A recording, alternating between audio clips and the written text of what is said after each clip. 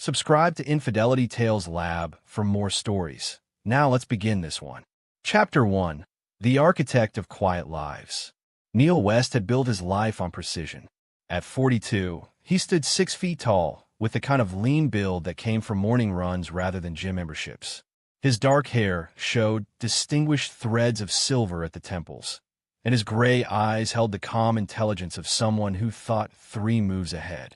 As a structural engineer specializing in earthquake-resistant architecture, Neil had spent 2 decades ensuring buildings wouldn't crumble when the ground beneath them shook. He'd never imagined he'd need those same skills to keep his own life from collapsing. He met Marissa Stanley at a construction site 12 years ago. She was a hospitality consultant, 28 at the time, evaluating a hotel project he was working on. She had auburn hair that caught the afternoon sun, green eyes that sparkled with ambition, and a laugh that made him forget about load-bearing calculations. Their courtship was a whirlwind. 6 months of late-night dinners, weekend getaways to wine country, and conversations that stretched until dawn.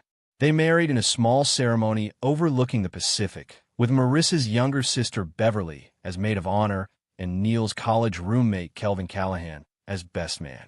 Emma arrived 2 years later, a green-eyed miniature of her mother with Neil's thoughtful temperament. Now 10 years old, she was sharp as a tack, excelling in 5th grade and playing competitive soccer. Neil coached her team on weekends, teaching the girls that sometimes the best play wasn't the obvious one. For 9 years, their life in Oak Ridge, a suburban enclave 40 miles from the city, was everything Neil had hoped for.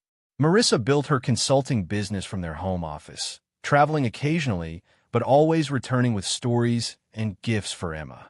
They were partners, parents, people who finished each other's sentences at dinner parties. Then came the opportunity that changed everything. 18 months ago, Marissa was offered a position as director of operations for the Grandview Hotel Group, a luxury chain expanding aggressively through the West Coast. The catch: she needed to be based in Riverside, a city 3 hours north, overseeing the renovation and reopening of their flagship property. The salary was substantial, nearly triple what she made consulting. It would set them up for Emma's college, early retirement, the life they'd always planned. "It's temporary," Marissa had said, her hand in his across their kitchen table. 18 months, maybe 2 years maximum. "I'll come home every other weekend. You and Emma can visit. We've talked about investing in her future. This is how we do it." Neil had reservations. He'd seen enough marriages crumble under the weight of distance. But Marissa's eyes held such determination, such hunger for this achievement, that he couldn't deny her. They were solid. They'd survive this. "We'll make it work," he'd agreed. For the first 6 months, they did. Marissa came home religiously every other weekend.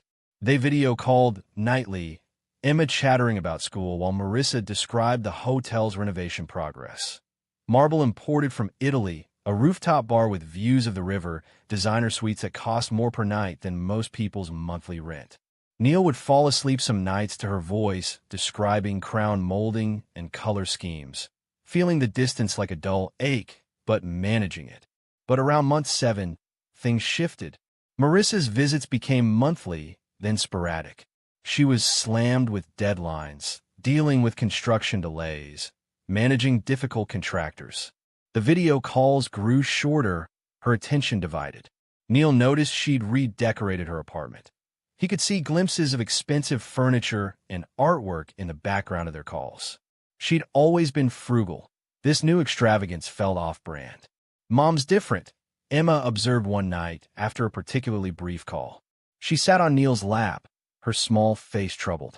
"She doesn't ask about my games anymore.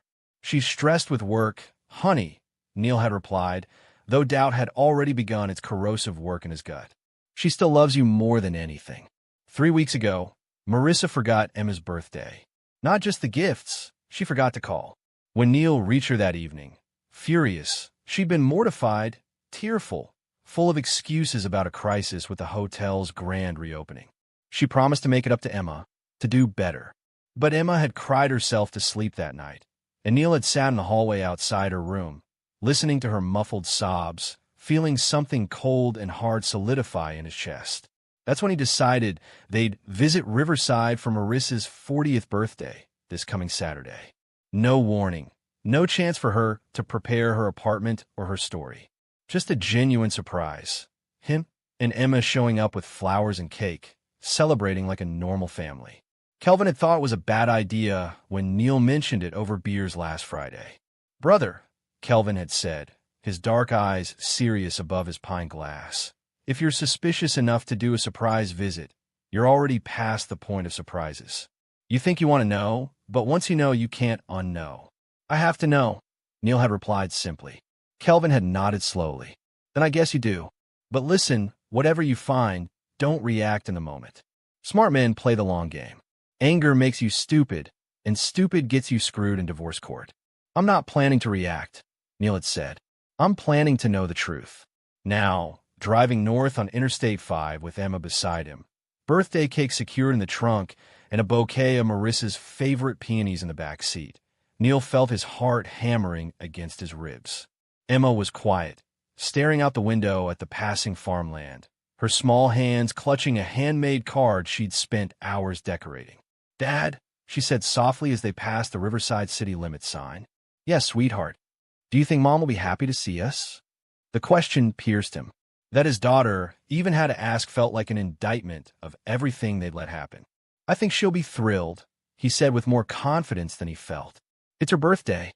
Nothing makes a birthday better than seeing the people you love most." Emma nodded, but she didn't look convinced. Riverside's downtown core was a mixture of historic architecture and modern development. The Grandview Hotel dominated the riverfront, its freshly renovated facade gleaming in the afternoon sun, a testament to Marissa's work. Neil had looked up her apartment building earlier. It was in the waterfront towers, a luxury high-rise 6 blocks from the hotel. Top floor, corner unit. The rent alone was probably more than their mortgage back home. They parked in the visitors' lot at 3:47 p.m. Marissa had mentioned in passing weeks ago that she usually worked from the hotel until 6 on Saturdays, managing the weekend changeover. They'd have time to set up in her apartment, order dinner, really surprise her. The building's lobby was all marble and chrome, with a bored-looking doorman named Pedro who barely looked up when Neil explained they were visiting Mrs. West in 24C. "She expecting you?" Pedro asked, his tone suggesting he didn't particularly care. "Birthday surprise," Neil said with a smile that didn't reach his eyes. Pedro waved them toward the elevators. "Have fun." The elevator was mirrored on all sides, and Neil caught Emma's reflection looking small and nervous. He squeezed her shoulder reassuringly as they ascended, watching the numbers climb. 22, 23, 24. The hallway was quiet, carpeted in plush navy blue. 24C was at the end, corner unit as advertised. Neil had texted Kelvin that morning for a favor. Picking Marissa's apartment lock would be technically breaking and entering, but Kelvin's cousin Jimmy Bird was a locksmith who owed them both favors from a poker game gone wrong. Jimmy had talked Neil through the process of using a pick set, though Neil had felt queasy about it. Now, standing at the door with Emma beside him, he hesitated. "We have a key code, right?" Emma asked. Marissa had texted Neil the code months ago for emergencies. He'd forgotten he had it. Relief washed through him. At least they'd enter legally. He punched in the 6 digits. The lock clicked green. The door opened with a soft whoosh. "Mom," Emma called out, stepping forward. The apartment was stunning. Floor-to-ceiling windows overlooking the river, furniture that belonged in design magazines, artwork that definitely wasn't purchased at HomeGoods. But Neil barely registered any of it because Emma had gone rigid beside him, her entire body tensing like she'd been electrocuted. "Dad, don't go in." She grabbed his wrist with surprising strength, yanking him backward. "Emma, what?" "Dad, don't." Her voice was shrill, panicked in a way he'd never heard. She was staring into the apartment, her face bone white, and then she was pulling him, dragging him back toward the elevator with desperate urgency. "Emma, stop. What's wrong?" Neil tried to look past her into the apartment, but she positioned herself in front of him, her small frame shaking. "Dad, look at that."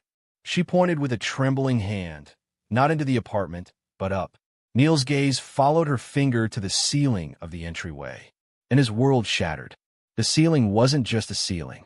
A large mirror, approximately 4 by 6 feet, had been professionally installed, angled downward to reflect the view into the bedroom beyond the living room. But it wasn't the mirror itself that made Neil's blood run cold. It was what the mirror revealed. From this angle, he could see into the bedroom, and he could see two figures on the bed.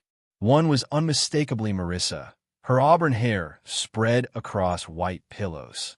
The other was a man, his back visible, broad shoulders, dark hair. They weren't asleep.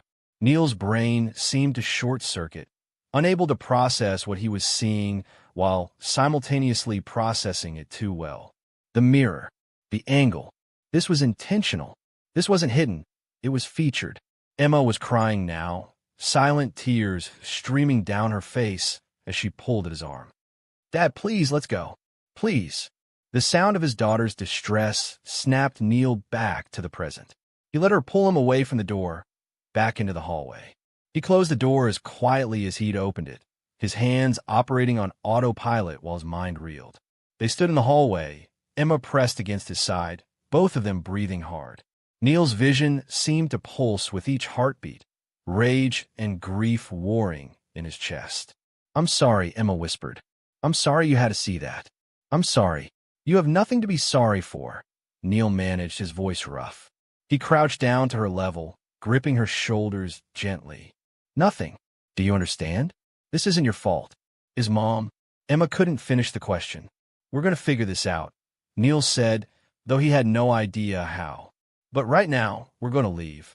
We're going to go back to the car, and we're going to drive home, and we're going to take some time to think.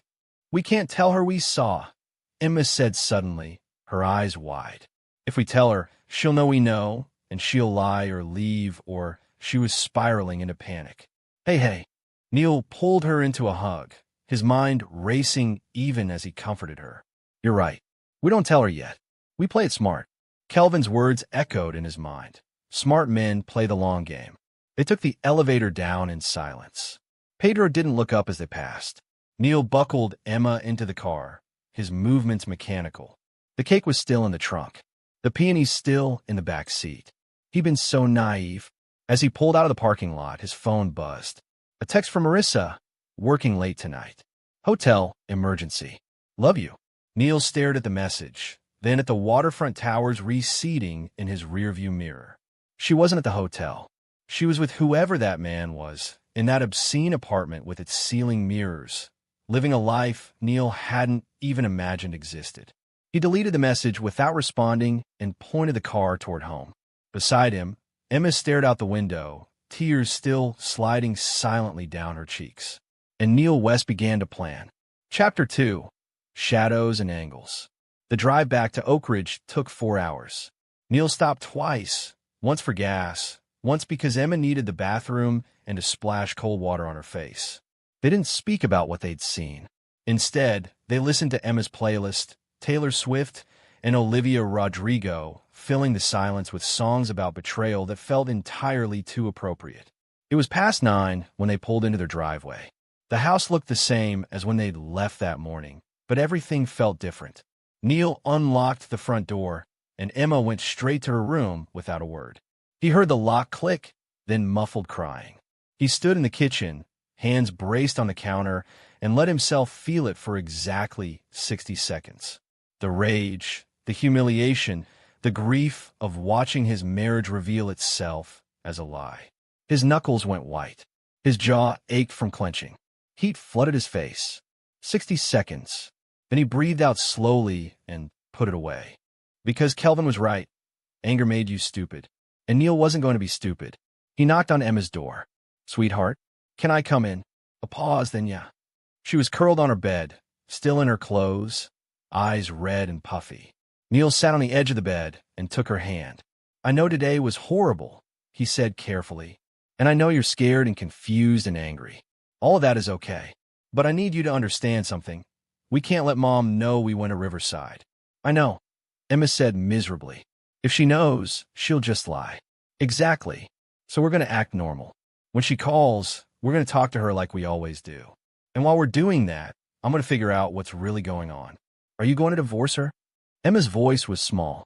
"I don't know yet," Neil said honestly. But I need to understand the whole situation first. Who that man was. How long this has been happening. What else I don't know. And I can't do that if she knows I'm looking. Emma nodded slowly. Like in chess, when you don't show your strategy until checkmate. Neil felt a fierce pride in his daughter's intelligence, even through the pain. Exactly like that. I won't tell, Emma promised. But Dad, I'm not going to pretend everything's okay with her. I can't. You don't have to, Neil said. You can be distant, just not suspicious. Can you do that? I think so. He hugged her, and they stayed like that for a long moment. Then Neil tucked her in, kissed her forehead, and went downstairs to begin his research. The home office had been Marissa's domain when she worked from home. Now it was mostly storage, but Neil claimed the desk, opened his laptop, and started taking notes. What I know. Marissa in Riverside apartment with unknown man at 3:47 p.m. on Saturday. Ceiling mirror professionally installed, angled toward bedroom. Apartment far more expensive than necessary. Declining contact with family over past 8 months.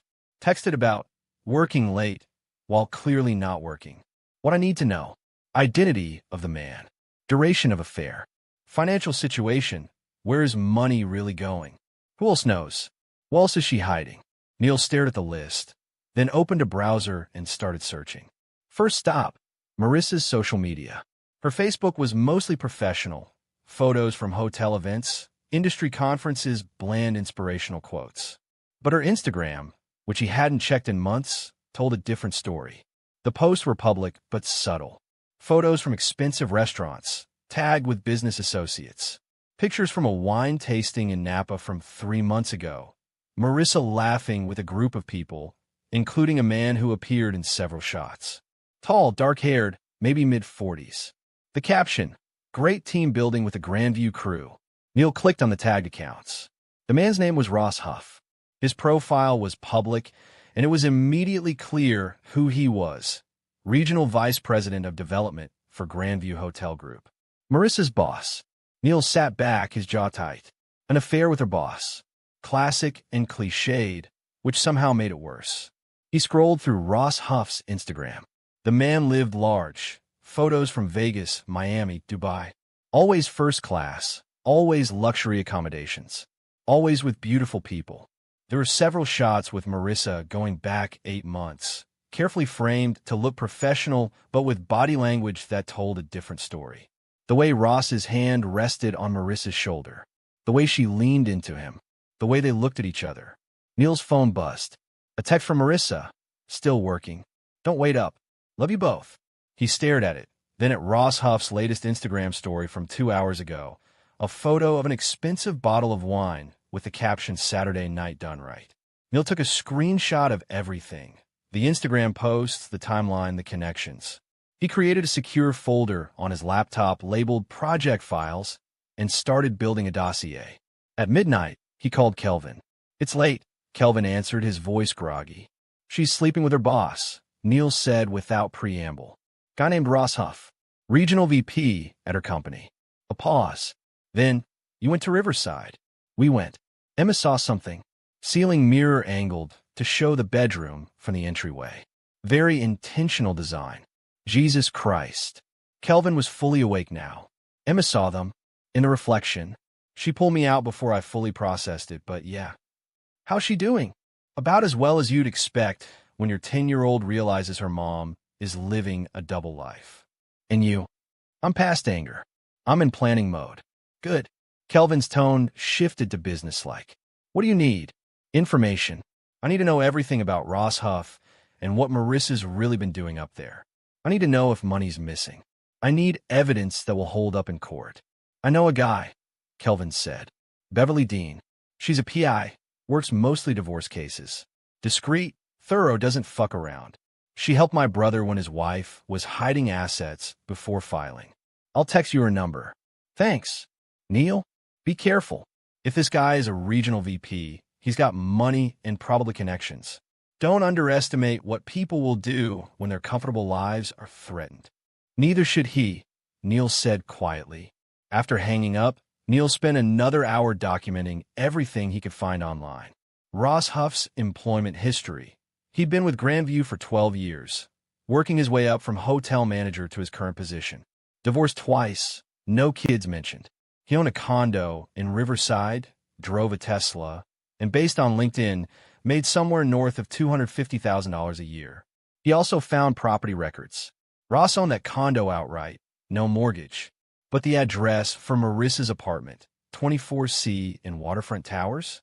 The unit was leased by Grandview Hotel Group as corporate housing. Neil sat forward. Corporate housing meant it was on the company dime, which meant Ross had likely arranged it. Which meant this affair wasn't just personal. It was facilitated and potentially funded by her employer. This was getting complicated in interesting ways. At 1:30 a.m., exhausted and wired at the same time, Neil went upstairs. He paused at Emma's door, listening. She was asleep, her breathing steady. He continued to his own room. The room he'd shared with Marissa for 10 years, now feeling like a museum of their false history. He didn't sleep much. When he did, he dreamed of mirrors and angles, of his wife's face reflected and distorted, of foundations crumbling beneath his feet. Sunday morning, Emma came down for breakfast, looking hollowed out but determined. "What's the plan?" she asked. Neil poured her orange juice. "I'm going to hire someone to help us figure out what's really happening, and we're going to act totally normal. When Mom calls, you can talk to her or not. But if you do, keep it short and neutral. You're busy with homework, you're tired, whatever feels natural." "What are you going to say?" "That I love her," Neil said, "and that I can't wait until she comes home next weekend." Emma made a face. "That's not acting normal. That's acting stupid." "No," Neil corrected gently. "That's acting strategic. There's a difference." At 10 a.m., Marissa video called. Neil answered, angling the camera away from his face because he didn't trust his expression. Emma sat on the couch, visible in the frame but distant. "Hey." Marissa's face filled the screen, bright and cheerful. She was in her apartment. He could see the expensive furniture in the background. "How's my favorite family?" "Good," Neil said neutrally. "Quiet weekend here." "How's work?" "Exhausting." She sighed dramatically. "The grand reopening is in 3 weeks, and everything's chaos. I barely slept last night." The lie was so smooth, so practiced, that Neil felt cold. "Sounds rough," he said. "You coming home next weekend?" "I'm going to try," Marissa said. "But I might need to push it to the following week. Things are just so crazy here." "Mom forgot it's my game next Saturday," Emma said suddenly, her voice flat. Marissa's face shifted, guilty. "Oh, honey, it's fine," Emma interrupted. "Dad will be there. He always is." "The barb at home." Marissa looked wounded.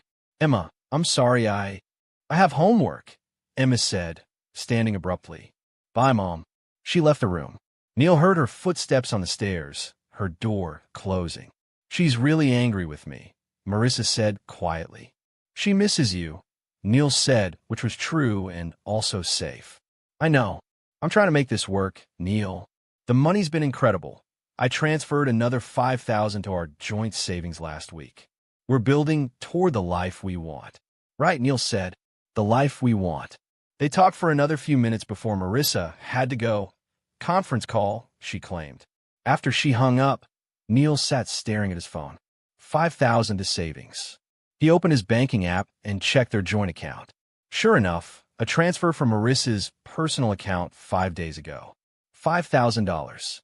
But when he checked their credit card statements, which he hadn't done in months, trusting her to manage expenses, his stomach dropped. Charges at luxury boutiques in Riverside. High-end restaurants. A $3,000 transaction at something called Noir Salon and Spa 3 weeks ago. A $1,200 charge at a jewelry store Neil had never heard of. He added it up. Over the past 6 months, Marissa had spent nearly $40,000 on personal expenses from their joint credit card. Far more than the money she'd been transferring to savings. Neil felt the anger trying to resurface and breathed through it. Not yet. He needed more information. He texted the number Kelvin had sent him. "Beverly Dean?" The response came quickly. "That's me. Kelvin said you might reach out. Can you meet today?" "This afternoon." "Where?" "There's a diner called Marlowe's on 6th Street. 2 p.m.? See you there." At 1:45, Neil told Emma he was going to run errands. She looked at him knowingly. Finding out the truth. Working on it. Good, she said. I want to know everything. I'm not a little kid. I know, Neil said. When I have answers, I'll share them. Marlowe's Diner was a local institution, all chrome and red vinyl booths, smelling like coffee and bacon. Beverly Dean was already in a back booth, nursing a coffee and reading something on her phone. She looked up as Neil approached. A black woman in her 50s with graying braids pulled back in a ponytail, sharp eyes that missed nothing, and the kind of confident stillness that came from years of watching people. Mr. West, she extended a hand. Neil, thanks for meeting me. Kelvin's recommendation goes a long way, Beverly said. He told me basic situation, wife working in another city, suspected infidelity. What can you tell me? Neil told her everything. The deteriorating relationship, the surprise visit, the ceiling mirror, Ross Huff, the financial discrepancies. Beverly took notes on a tablet, her expression neutral, but her eyes sharp. When he finished, she sat back. The mirror's interesting. That's not standard affair behavior. That's exhibitionism. Could be a kink thing, could be something else entirely. You said it was angled to show the bedroom from the entry. Perfectly positioned, Neil confirmed. Beverly's jaw tightened. I've seen this before. Not often, but a few times. Hotels, high-end apartments. Sometimes these arrangements aren't just affairs. They're more transactional. What do you mean? I mean, sometimes powerful men set up mistresses in corporate apartments, create little fantasy worlds. But they also sometimes use those apartments for clients, business associates, people they want to impress or influence. The mirror could be for private viewing, or it could be for recording. Neil's blood ran cold. Recording? It's a theory, Beverly said carefully. But if Roshoff is facilitating this setup, I want to know why. Is he just sleeping with your wife? Or is there something bigger? You mentioned financial discrepancies. That's worth digging into. Both hers and his. How long will this take? Depend on what we find. I'll start surveillance tomorrow. Photos, video, movement tracking. I'll also run deep financial checks. Look into Huff's background. See if there are patterns. Give me a week, and I'll have a preliminary report. Cost: $5,000 retainer, $150 an hour plus expenses after that. Kelvin said you're good for it. Neil thought of the $40,000 Marissa had spent. I'm good for it. One more thing, Beverly said, her eyes meeting his. Once we start pulling this thread, there's no putting it back. If there's more going on, criminal activity, fraud, exploitation, I'm obligated to report certain things. Are you prepared for wherever this leads? Neil thought of Emma's tear-stained face, of Marissa's easy lies, of the mirror reflecting a life he'd never been part of. I'm prepared, he said. Beverly nodded. Then let's get to work. Chapter 3. Foundations. The week that followed was a study in duality. On the surface, Neil maintained his routine, work, Emma's school, and soccer, the mundane rhythms of suburban life. Beneath that surface, he was building a case. Beverly worked fast. By Tuesday, she'd confirmed that Marissa and Ross spent most evenings together at the Waterfront Towers apartment. Sometimes they went to dinner first, always expensive places where Ross paid. Sometimes he arrived directly from work. He usually left around midnight, returning to his own condo across town. They're not particularly careful, Beverly reported over the phone. No disguises, no sneaking. They act like a couple in public. Either they're arrogant, or they think no one who matters will see. What about the hotel? Are they careful there? They maintain professionalism at work from what I can see. But I've got my eye on something else. The apartment isn't just used by them. Neil sat forward. What do you mean? 3 nights in the past week. Other people have used the apartment. Different men, always well-dressed, always arriving after Marissa leaves. They're let in by building staff like they're expected. They stay for a few hours, then leave. Ross shows up separately on those nights, never overlapping. Who are they? Working on it. I've got photos, running them through databases now. But Neil? This is looking less like a simple affair, and more like Ross is using that apartment for multiple purposes. What purposes? That's what I'm going to find out. By Wednesday, Beverly had a name for one of the men, Darren Pacheco, a commercial real estate developer with projects throughout the region. He'd been in the apartment Monday night from 8 p.m. to 11 p.m. I pulled property records, Beverly said. Pacheco has purchased 3 properties from developers who then partnered with Grandview Hotels in the past 2 years. He's also been photographed at charity events with Ross Huff. They run in the same circles. So Ross is, what? Using Marissa's apartment to wine and dine business contacts. That would be the generous interpretation. The less generous one is that he's using it for something Grandview wouldn't want to know about. On Thursday, Beverly sent Neil a photo that made his stomach turn. It was a screenshot from what appeared to be a high-end dating app called Elite Connections, an app Neil had never heard of. The profile showed Marissa, using a different name, Marissa Sterling. The photos were professionally done, glamorous. The bio read, "Sophisticated companion for discerning gentlemen. Discretion assured." Neil stared at his phone in his parked car. He'd been about to pick up Emma from soccer and felt the world tilt. "I need you to call me," he texted Beverly. She called immediately. "You saw the profile. What is this?" Neil's voice was tight. Elite Connections is an escort service masquerading as a dating app. High-end clients, high-end providers. It's technically legal. They're careful about the wording, but we both know what it really is. Marissa is, he couldn't say it. "I don't know yet if she's actively meeting clients through this," Beverly said quickly. The profile could be inactive, could be something Ross set up without her knowledge, could be a lot of things. But we need to consider the possibility that Ross has arranged something here, either with Marissa's participation or using her. Why would she agree to this? Neil's voice broke slightly. "She makes good money. We're not desperate. Money, coercion, manipulation could be anything. Some of these high-end operations groom women slowly, normalize behavior gradually. Start with expensive gifts and dinners. Move to entertaining clients. Make it feel glamorous rather than transactional. By the time they realize what they're doing, they're in too deep." Neil pressed his palm to his forehead. "You said you found Darren Pacheco in the apartment. Do you think? I think there's a pattern developing that we need to understand fully before drawing conclusions. I'm going to do more digging, financial records, communications, if I can access them legally, pattern analysis. Give me a few more days." Emma knocked on the car window, making Neil jump. "Dad? Practice is over. I have to go," he told Beverly. "Stay calm. We'll figure this out." Emma climbed in, sweaty and flushed from practice. "You okay? You look weird." "Just work stuff," Neil lied. "How was practice?" "Coach said I should try for striker instead of midfield." She buckled her seatbelt. "Did that investigator find out who Mom was with?" Neil hesitated. "She's still gathering information. You'll tell me when you know, right? You promised." "I promised to share answers, not theories. When I have solid facts, you'll know them."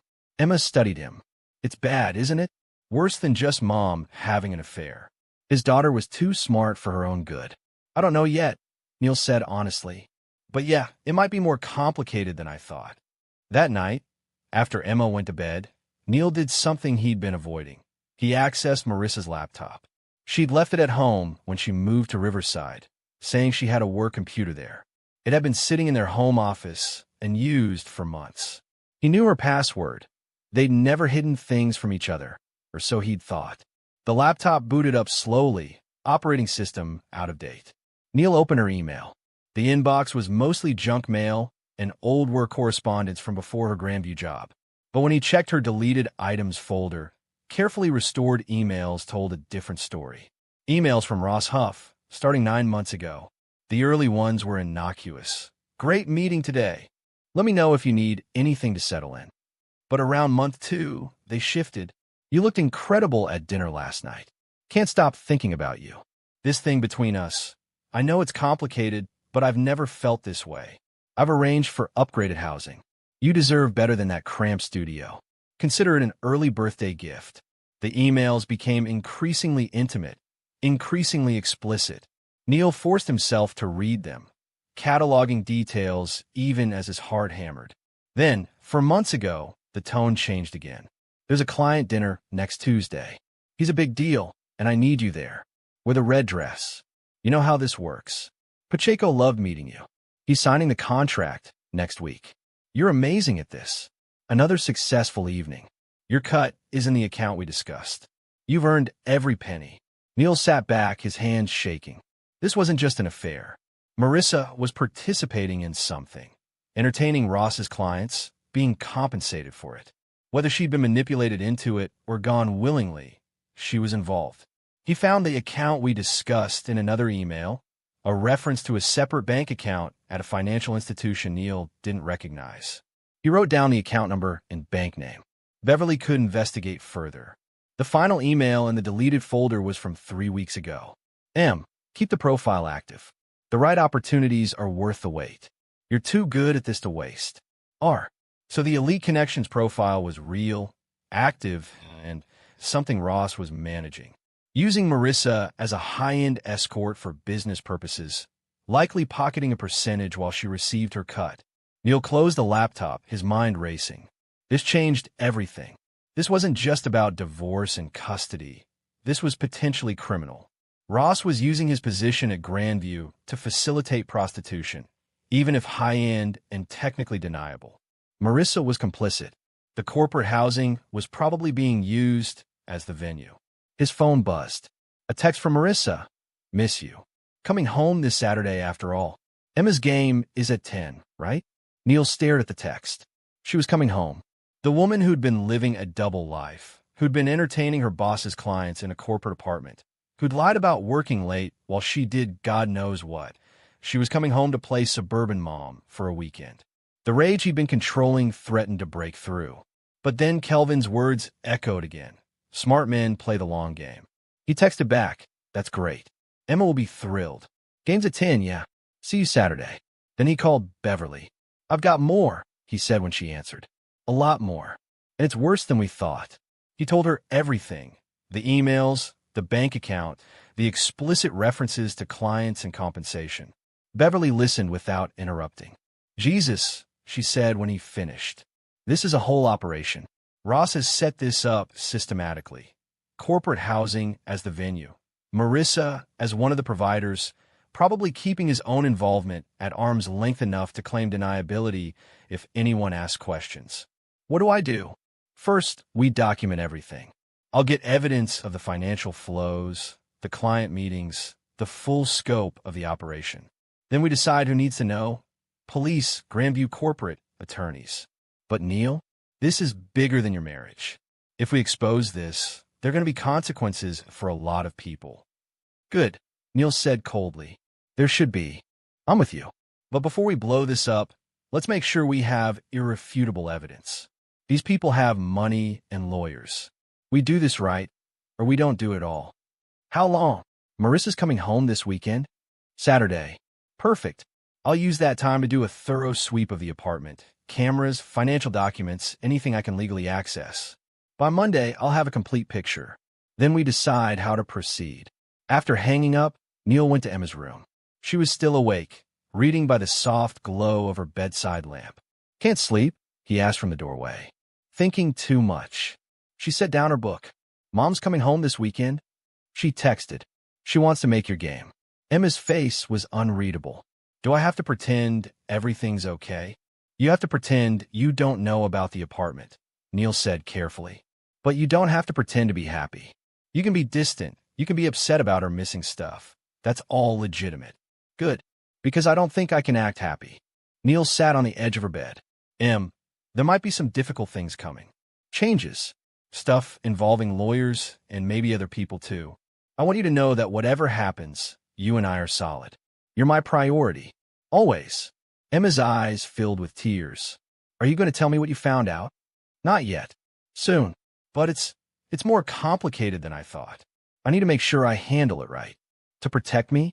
To protect both of us. He kissed her forehead. Try to sleep. We got soccer in the morning. Friday passed in a blur of work and preparation. Neil made sure the house was clean, groceries stocked, everything exactly as Marissa would expect. He moved through the motions mechanically, his mind constantly calculating next steps. Beverly texted updates throughout the day, got access to the financial accounts. Following the money trail, Darren Pacheco visited the apartment again last night. Got video. This operation's been running for at least 6 months. Multiple clients. Substantial money involved. By Friday night, Neil had made his decision. He wasn't just going to divorce Marissa. He was going to dismantle the entire thing. Expose Ross, protect any other women who might be involved, ensure there were real consequences for what they'd built. But first, he was going to let Marissa come home and play house for one last weekend. Because smart men played the long game. And Neil West's game was just beginning. Chapter 4, The Performance. Saturday morning arrived with the crisp clarity of autumn. Neil woke at 6, watched the sun rise through the bedroom window, and rehearsed his performance. He needed to be the loving husband, welcoming his wife home, attentive but not overeager, warm but not suspicious. It was the role he'd played for 18 months, believing it was real. Now it was just stagecraft. Emma was already awake when he checked on her, dressed in her soccer uniform, braiding her hair with mechanical precision. "Ready for the game?" Neil asked from the doorway. Ready for everything. Her jaw was set in a way that reminded him of himself. 10 years old, and already learning that sometimes you had to wear a mask. "Remember, I know, Dad. Act normal. Don't let her know we know." Emma finished her braid and secured it with an elastic. "When is she getting here?" She said she'd arrive around 9:30. Enough time to get to the field by 10. "Great." Emma's voice was flat. "Can't wait." They had breakfast in near silence. Eggs and toast, orange juice, the comfortable quiet of a Saturday morning that felt anything but comfortable. At 9, Neil's phone buzzed with a text from Marissa, leaving Riverside now. "So excited to see you both." Neil responded, "Drive safe. We'll be ready. I'm with you. But before we blow this up, let's make sure we have irrefutable evidence. These people have money and lawyers. We do this right, or we don't do it all." "How long?" "Marissa's coming home this weekend." "Saturday." "Perfect. I'll use that time to do a thorough sweep of the apartment. Cameras, financial documents, anything I can legally access. By Monday, I'll have a complete picture. Then we decide how to proceed." After hanging up, Neil went to Emma's room. She was still awake, reading by the soft glow of her bedside lamp. "Can't sleep?" he asked from the doorway. "Thinking too much." She set down her book. "Mom's coming home this weekend." She texted, "She wants to make your game." Emma's face was unreadable. "Do I have to pretend everything's okay?" "You have to pretend you don't know about the apartment," Neil said carefully. "But you don't have to pretend to be happy. You could be distant, you could be upset about her missing stuff. That's all legitimate." "Good, because I don't think I can act happy." Neil sat on the edge of her bed. There might be some difficult things coming. Changes. Stuff involving lawyers and maybe other people too. I want you to know that whatever happens, you and I are solid. You're my priority. Always." Emma's eyes filled with tears. "Are you going to tell me what you found out?" "Not yet. Soon. But it's more complicated than I thought. I need to make sure I handle it right. To protect me? To protect both of us." He kissed her forehead. "Try to sleep. We've got soccer in the morning." Friday passed in a blur of work and preparation. Neil made sure the house was clean, groceries stocked, everything exactly as Marissa would expect.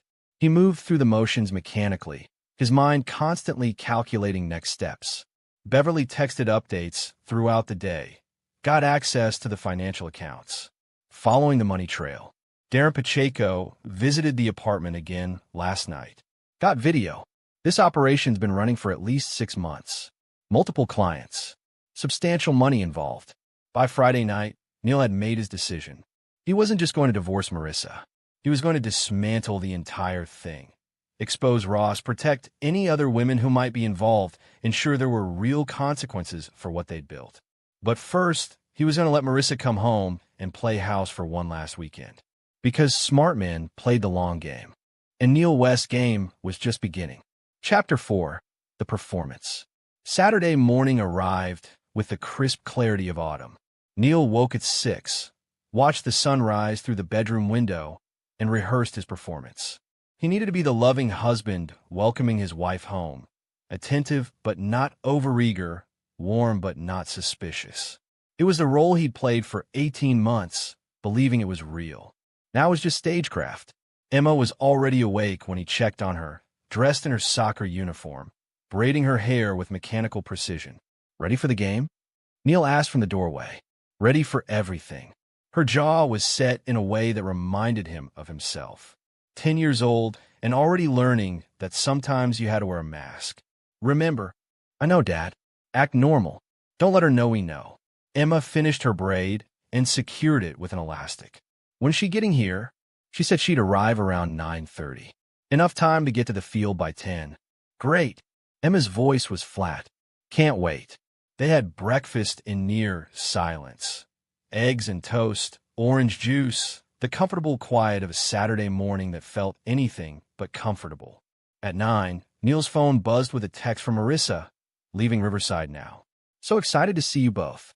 Neil responded, drive safe. We'll be ready.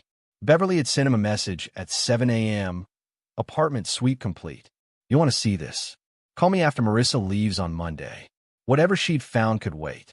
Right now, Neil had to focus on maintaining the illusion. Marissa arrived at 9:45, her Audi pulling into the driveway with a cheerful honk. Neil watched from the window as she emerged. Auburn hair perfectly styled, designer sunglasses, expensive casual wear that probably cost more than his monthly car payment. She looked radiant, successful, like a woman who had everything together. She had no idea she was walking into a trap. They're here, Neil called to Emma. Emma came downstairs slowly, deliberately. When Marissa opened the front door with her key, calling out, I'm home, Emma stood in the living room, arms crossed. Hey, sweetheart. Marissa dropped her overnight bag and approached Emma for a hug. Emma accepted it stiffly, not returning the embrace. Hi, Mom.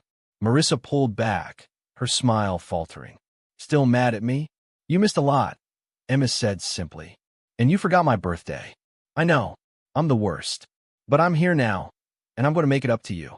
Marissa turned to Neil, who'd positioned himself in the kitchen doorway. Hey, you. She crossed to him, and Neil let her kiss him, tasting expensive lipstick and betrayal. When she pulled back, she was searching his face. You okay? You seem tense. Just tired, Neil said easily. Work's been busy, but it's good to have you home. It's good to be home. Marissa looked around the house. Their house, which she'd barely visited in months. I miss this place. Liar, Neil thought. You've been living in a luxury apartment with ceiling mirrors, entertaining your boss's clients, and you've missed nothing. We should head to the field soon, Emma said, checking the time on her phone. Warm-ups start at 9:45. Right, yes. Marissa grabbed her purse. Let's go watch our star player. The soccer field was a 15-minute drive, part of the town's sports complex. It was a perfect fall morning. Blue sky, leaves turning gold and red, the smell of cut grass and autumn air. Other families were already setting up folding chairs on the sidelines, kids warming up on the field. Emma's team, the Oak Ridge Eagles, was stretching near their bench. Neil helped Emma with her gear, while Marissa chatted with other parents, sliding seamlessly back into the role of soccer mom. He watched her laugh and smile, saw how effortlessly she performed, and felt cold admiration for her skill. She'd been doing this for months, living one life in Riverside, another life here, switching between them without apparent strain. You've got this, Neil told Emma, adjusting her shin guards. Remember what we practiced. Find the space, use your speed. I will. Emma glanced at Marissa, then back to Neil. Thanks for always being here. The words hit harder than she probably intended. Neil squeezed her shoulder. Always. The game started at 10 sharp. Emma played striker, as her coach had suggested, and she was brilliant. She scored 2 goals in the first half, her small frame darting between defenders with the kind of strategic thinking Neil had taught her. On the sidelines, Marissa cheered loudly, recording on her phone, being the perfect proud mom. During halftime, she turned to Neil. She's gotten so good, and so tall. When did she get tall? Kids grow, Neil said neutrally, especially when you don't see them for weeks at a time. Marissa's smile tightened. I know I've been absent, but this job, Neil, the money I'm making is setting us up for life. Is it? Neil kept his eyes on the field. Because from where I'm sitting, money doesn't make up for being absent. That's not fair, isn't it? He finally looked at her. Emma needed you for her birthday. She needs you at games and school events. She needs her mom, not financial transfers. Marissa's eyes welled up. I'm trying to do what's best for all of us. Are you? Neil let the question hang there, loaded with meaning she couldn't possibly understand. Or are you doing what's best for you? Neil. Second half starting, he said, turning back to the field. The Eagles won 4-2, with Emma scoring one more goal in the final minutes. The team celebrated, parents congratulated each other, and Marissa took 100 photos, her earlier tension masked by maternal pride. They went out for lunch afterward. Emma's choice, a pizza place she loved. Marissa insisted on sitting next to Emma in the booth, peppering her with questions about school, friends, her favorite subjects. Emma answered in monosyllables, her responses polite but cold. Neil watched the dynamic, saw Marissa trying desperately to reconnect, and Emma building walls with every word. It would have broken his heart if his heart wasn't already shattered. Back home, Marissa tried to initiate intimacy. "I've missed you," she said in their bedroom, her hand on his chest. Neil felt revulsion, but forced himself to be calm. "I'm exhausted. Long week, the game, lunch. Can we rain check?" Her face fell. "We haven't. It's been over a month." "I know. I'm sorry. Tomorrow?" She nodded, hurt and confused, and Neil felt a grim satisfaction. Let her feel some fraction of what he'd felt. That evening, they ordered Chinese food and watched a movie, a family tradition from before everything fell apart. Emma sat on the opposite end of the couch from Marissa, and when Marissa tried to put her arm around her, Emma shifted away. Come on," Marissa pleaded. "Don't be like this." "Like what?" Emma's voice was ice. "Like someone whose mom forgot her birthday and disappeared for months?" "I didn't forget. I was late, yes, but I didn't forget. You forgot to call. You forgot I existed." Emma stood abruptly. "I'm going to my room." She left. Marissa looked at Neil helplessly. "She hates me." "She's hurt," Neil corrected. "There's a difference." "What do I do?" "Be present. Be consistent. Stop choosing work over her." He paused. "Stop choosing whatever else you're doing in Riverside over her." Marissa's face went pale. "What does that mean?" "It means," Neil said carefully, "that I think there's more to your time up there than just work." And Emma senses it too. Kids are perceptive. "There's nothing. I work constantly, Neil. The hotel, the renovation, the management issues." "Okay," Neil interrupted. He didn't want her defensive lies. Not yet. "Okay, then prove it. Be here more. Come home every weekend like you promised originally. Make Emma your priority." "I will," Marissa said quickly. "I promise I will. This job, it's almost over. Another 3 months, and they'll hire a permanent director for the Riverside property. Then I can work from home again or take a different role." 3 more months. 3 months, Neil echoed. 3 months she'd never have, because he was going to detonate her life long before that. Sunday was quieter. Marissa made pancakes for breakfast, attempted normal conversation, tried to rebuild bridges Emma wasn't ready to walk across. Neil maintained his role, present but distant, supportive but wary. He let Marissa interpret his behavior as stress and exhaustion rather than knowledge and strategy. Beverly texted at noon. "Available Monday afternoon for full debrief? What I found changes the game." Neil responded, "I'll come by your office at 2 p.m. At 3 o'clock, Marissa's phone buzzed with a call. She glanced at the screen, and Neil saw her entire body tense. "I need to take this," she said, standing quickly. "Work emergency." She went out to the backyard, and Neil watched through the window as she paced, her free hand gesturing animatedly. He couldn't hear the words, but her body language screamed stress and frustration. When she came back inside 10 minutes later, her face was tight. "I have to go back. Now." Neil let surprise color his voice. "You just got here. There's a major issue at the hotel. A contractor screwed up the ballroom renovation, and we have an event scheduled for Wednesday. I have to manage the fix." She was already gathering her things. "I'm so sorry. I wanted this weekend to be perfect." "It's fine," Emma said from the stairs, her voice dripping with bitter resignation. "We're used to it." "Emma, just go, Mom. We know where we rank."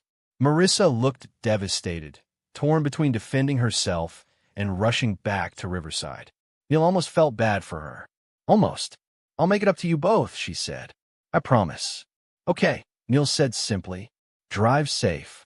Marissa left at 4, her car disappearing down the street with a final apologetic wave.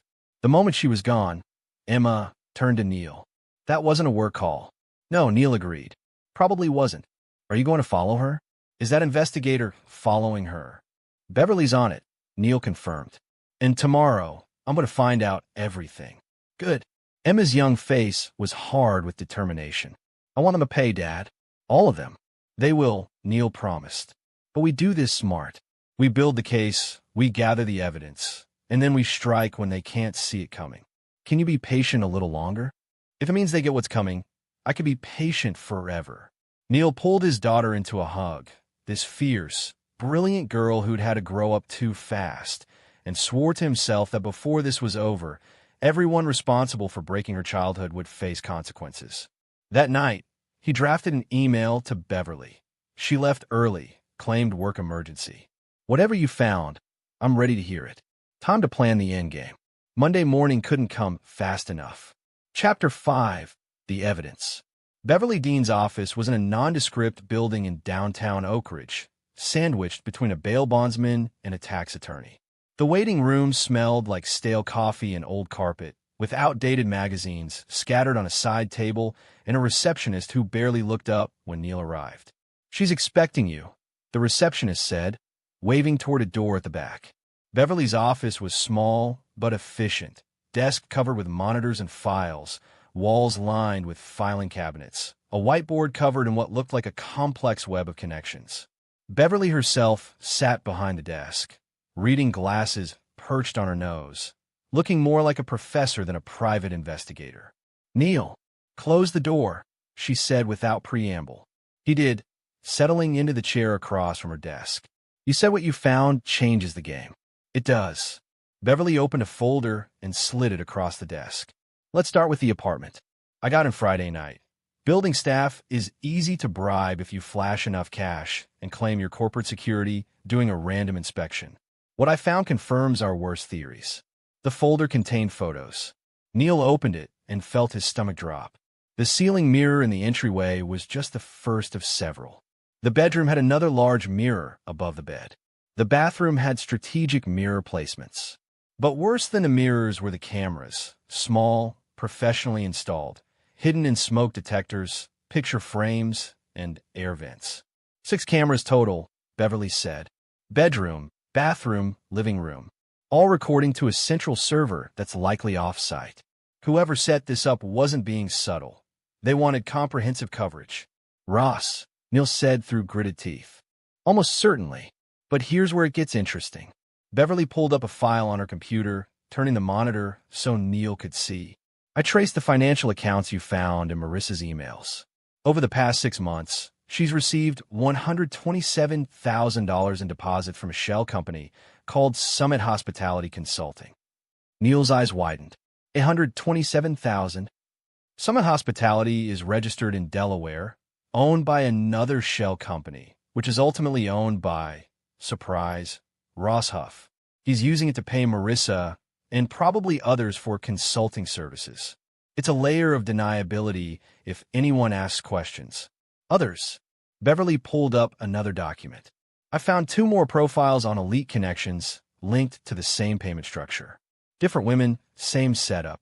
One is named Christy Short, works as a hospitality coordinator for Grandview Hotels. The other is Brooke Willis, listed as a client relations specialist. Both are on Grandview's payroll in legitimate-looking positions. Both have received payments from Summit Hospitality. Both have been photographed with Ross Huff at company events. He's running an entire operation, Neil said slowly, his mind racing. Using Grandview resources, company apartments, corporate positions as cover. Exactly. And the clients. Beverly pulled up more photos. I've identified 7 men who visited the apartment in the past 2 weeks. All have business connections to Ross or Grandview. Darren Pacheco is one. There's also Tyrone Potter, who owns a construction company that's done work for 4 Grandview properties. Wilson Tanner, who sits on the City Planning Commission and approved Grandview's last 3 development projects. Elmer Henry, a banker who's financed Grandview acquisitions. Neil stared at the photos. Successful-looking men in their 40s and 50s, arriving at the apartment in expensive cars, entering with the confidence of people who knew they were expected. This isn't just prostitution.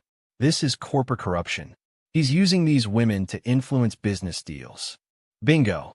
And it's probably been going on for years in different cities, different properties. Riverside is just the current operation. The cameras suggest he's also creating insurance, blackmail material if any of these men ever become problems. Jesus Christ. Neil leaned back in his chair. Marissa, is she doing this willingly? Beverly's expression softened slightly. That's the question, isn't it? I've read through every communication I could access. Initially, it looks like she and Ross started as a genuine affair. But around month 3, he started introducing her to his networking strategy. The emails use language that suggests he positioned it as helping her career, impressing important clients, being a team player. Classic grooming language. But she took the money. She took the money, Beverly agreed. Whether she understood what she was really doing or whether Ross manipulated her into normalizing it gradually, I can't say definitively. But Neil? She participated for 6 months. She set up an escort profile. She entertained multiple men. At some point, willing or manipulated, she made choices. Neil felt the familiar rage, trying to surface, and pushed it down. What's our next move? Beverly leaned forward, her eyes sharp. We have options. Option 1. We take this to the police. What Ross is doing is probably criminal, fraud, possibly pandering, corporate malfeasance at minimum. But that's messy, slow, and Marissa would be implicated too. Option 2. We take it to Grandview Corporate. Ross is exposing them to massive liability. If we present this to their legal department or board of directors, they'll bury him to protect the company. Ross gets fired, possibly sued, definitely blacklisted from the industry. But again, Marissa's name comes up. Option 3. Neil asked, though he suspected he knew where this was going. Beverly smiled thinly. Option 3. We use what we know strategically.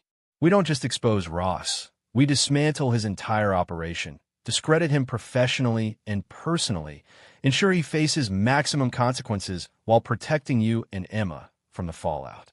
That requires more planning, more precision, but the results are more satisfying. I want option 3, Neil said immediately, but I also want Marissa to face consequences. She doesn't get to walk away clean. Agreed. But those consequences should be on your terms. Divorce, custody, financial settlement that favors you. Not criminal charges that make Emma's mother a convicted felon. Neil saw the wisdom in this. Emma didn't need her mother in prison. She needed her father in control of the situation. What do you need from me? He asked. First, I need you to keep playing the unknowing husband for at least another week. Marissa can't suspect we're onto her. Second, I'm going to make contact with someone inside Grandview Corporate, someone who'd want to know what Ross is doing with company resources. Third, we're going to need legal help. I know an attorney, Edmund Bond, who specializes in complex divorces and corporate malfeasance. He's expensive but brilliant. Set up the meeting with Bond. What else? I'm going to coordinate with someone who can handle the technical side, hacking Ross's server where the camera footage is stored, documenting the full extent of his operation. I have a contact, Kelvin's cousin who? Jimmy Bird, Neil interrupted. The locksmith who also has other skills. Beverly raised an eyebrow. Kelvin told you about him. Kelvin mentioned he's good at accessing things people want kept private. He is. I'll bring him in. Between the two of us, we'll have everything Ross has tried to hide. Then we move. Neil nodded slowly, feeling the pieces falling into place. Timeline, 2 weeks. By then, we'll have complete documentation, corporate allies in place, legal strategy prepared. Then we trigger everything simultaneously. Expose Ross to Grandview Corporate, file for divorce with evidence that destroys any sympathy for Marissa, ensure all his clients know their activities have been recorded and could be released. Mutually assured destruction, Neil said. More like surgical strike. We hit every pressure point at once. Ross loses everything. Job, reputation, potentially facing criminal charges. Marissa loses her job, her relationship with Ross, and any moral high ground in the divorce. You get full custody, favorable financial settlement, and the satisfaction of watching them burn. It was elegant. It was ruthless. It was exactly what Neil wanted. Do it, he said. All of it. Beverly extended her hand. Then let's get to work. Neil shook it, feeling something dark and determined settle in his chest. For months, he'd been the unknowing victim. Now he was becoming something else entirely, an architect of consequences. One more thing, Beverly said as Neil stood to leave. When this goes down, it's going to be ugly. Marissa will likely try to blame you, to spin herself as the victim. Ross will lawyer up and fight. There will be media attention if the Grandview angle goes public. You need to be prepared for scorched earth. I'm prepared, Neil said. They've already burned everything that mattered. Now I'm returning the favor. Chapter 6, The Groundwork. The next 10 days were a masterclass in control deception. Neil maintained his routine with machine-like precision. Morning runs where he processed strategy, work days where he designed earthquake-resistant structures while planning to bring down Marissa and Ross's corrupt empire. Evenings with Emma, where he reassured her that justice was coming. Marissa called every other night, their conversations a study in surface-level normalcy. She complained about work stress, asked about Emma's schoolwork, made vague promises about coming home soon. Neil responded with carefully calibrated warmth. Not so enthusiastic that she'd suspect anything, not so cold that she'd sense danger. "How's the hotel renovation going?" he asked during one call, injecting genuine curiosity into his voice. "Finally getting somewhere," Marissa said, sounding tired. "The ballroom's back on track. Grand reopening gala is next Friday. Huge event, lots of VIPs. If it goes well, my job here might actually be done soon." "That's great," Neil said, knowing that by next Friday, Marissa's job would be obliterated regardless of how the gala went. "We miss you. I miss you both too. So much.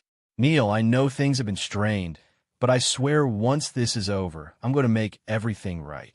"I believe you," Neil lied smoothly. "We'll make it work." After she hung up, Emma emerged from the shadows of the hallway where she'd been listening. "She sounds so normal. That's what makes her dangerous," Neil said. "She's good at pretending. So are you now." Emma's observation wasn't judgmental, just factual. "Learn from the best," Neil said dryly. Beverly worked methodically, her updates arriving via encrypted messages every few days. Day 3, Jimmy accessed Ross's server. Video archive goes back 18 months. Multiple women, multiple clients. Evidence of coercion in some cases. Day 5, made contact with Grandview's VP of Legal, Margaret Schultz. She's horrified and ready to move once we provide full documentation. Day 7, attorney Edmund Bond reviewed materials. He says we have an ironclad divorce case with evidence that ensures favorable custody and financial arrangements. Day 9, identified Ross's financial accounts. He's skimming money from Grandview expenses and the Summit hospitality payments. Corporate fraud on top of everything else. On day 10, Beverly requested a meeting at her office. Neil arrived to find her with 2 other people. Jimmy Bird, a wiry man in his 30s with nervous energy and laptop under his arm, and Edmund Bond, a silver-haired attorney in his 50s who radiated calculated intelligence. "Let's talk in-game," Beverly said once everyone was settled. Edmund spoke first, his voice measured and confident. "Neil, I've reviewed all evidence Beverly provided. For the divorce, you have overwhelming proof of adultery, financial misconduct, and behavior inconsistent with being a primary caregiver. California is a no-fault divorce state, but this evidence ensures you get favorable terms, primary physical custody of Emma, equitable division of assets that account for money Marissa misappropriated, and alimony unlikely given her income and behavior. How fast can we move?" Neil asked. "I can file papers tomorrow if you authorize it." But Beverly suggested we coordinate timing with the corporate exposure. "Correct," Beverly said. "Here's the sequence. This Friday is Grandview's gala, Ross's big showcase event. We let that go forward. Saturday morning, 3 things happen simultaneously. 1. Margaret Schultz at Grandview receives a comprehensive dossier on Ross's activities, supported by video evidence, financial records, and witness statements from the building's staff Jimmy and I interviewed. 2. Edmund files your divorce papers with supporting evidence. 3. Selected media outlets receive anonymous tips about a developing story involving Grandview Hotels and executive misconduct. The gala is a success, and then Ross's world detonates overnight, Neil said slowly. He won't see it coming. Even better, Jimmy interjected, his voice quick and staccato. I've got access to his email and phone. We can track his movements, know when he's most vulnerable. I also found his insurance policy. He's been skimming video files of the most compromising client encounters onto a personal encrypted drive, probably planning to use them as leverage or blackmail. We can leak those to his clients as a warning that their activities aren't as private as they thought. Mutually assured destruction, Edmund noted. The clients won't press charges or make noise because they're implicated too. It contains the scandal while ensuring maximum damage to Ross. What about Marissa? Neil asked. What happens to her? She'll be fired immediately, Beverly said. Grandview won't keep her once Ross's operation is exposed. She's too connected to it. The divorce filing happens the same day, so she'll be dealing with career implosion and marital dissolution simultaneously. And Ross will likely throw her under the bus to save himself, claiming she initiated everything or acted independently. She did participate, Neil said, his voice hard, but he manipulated her into it, which is why we're not pushing for criminal charges against her, Edmund said. The divorce evidence is enough. She loses her marriage, her job, her reputation, and most importantly, she loses primary access to Emma. But she doesn't go to prison. Neil considered this. Part of him wanted maximum punishment for Marissa. But Emma's words echoed. I want them to pay. Not her. Them. His daughter's rage was directed at the situation, not solely at her mother. Destroying Marissa completely wouldn't help Emma. It would just traumatize her further. Okay, Neil said. We focus primary fire on Ross. Marissa faces natural consequences, job loss, divorce, reduced custody, but we don't actively destroy her beyond that. Smart, Beverly said. Now logistics. Neil, you need to act completely normal this week. Don't change routines. Don't hint at anything. Friday night, be home with Emma like always. Saturday morning at 9 a.m., Edmund files the papers and has Marissa serve at the Riverside apartment. At the same moment, Margaret Schultz convenes an emergency board meeting to address the Ross situation. By noon, this is all in motion. One more thing, Jimmy said, opening his laptop. Ross has been in contact with someone named Darren Monroe, another Grandview executive in their Seattle office. Based on communications, Monroe's been facilitating similar operations up there. This isn't just Riverside, it's a network. When we expose Ross, we should also hand over evidence about Monroe. Clean house completely. Agreed, Beverly said. We hand Grandview everything and let their legal department handle the fallout. Our job is Neil's situation, but we might as well burn down the whole operation. They spent another hour going over details. Who would deliver what information when, backup plans if anything went wrong, coordinating the media tips to ensure maximum impact without exposing Beverly or Jimmy as sources. Edmund drafted the divorce filing right there, Neil reviewing and signing documents that would legally end his marriage. Walking out of Beverly's office that afternoon, Neil felt a strange calm. Everything was in place. The trap was set. In 5 days, the architecture he'd built, the evidence, the coordination, the precise timing would execute perfectly. He texted Marissa. Emma's soccer practice got canceled for weather. Want a video call her tonight? Marissa responded immediately. Yes. Miss her so much. 7 p.m.? Perfect. That evening, Emma sat on the couch with Neil's phone, video chatting with Marissa. Neil stayed in the background, listening to his wife ask their daughter about school, about friends, about weekend plans. Mom, can I ask you something?